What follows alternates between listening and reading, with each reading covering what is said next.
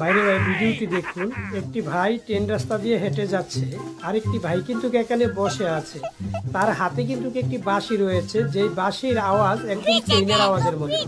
So এই হাইটা যাওয়া ভাইটির সাথে কি করে একটু খালি দেখুন। ও মাই গড, উনি যখন এই বাঁশিটি ফুটিছে আর ওই ভাইটি মনে করছে ট্রেন চলে আসছিল, সেই ট্রেনের ভয়ে কিন্তু ভাইটি একদম দৌড়াইয়া পালাইছে এবং সে কিন্তু তাকে ধরার জন্য চলে আসে। আসার পরে কিন্তু তাকে ধরে যে এই ট্রেনের বাঁশিটা কেন বাজাইছে, এটা নিয়ে কিন্তু এই ভাইটির সাথে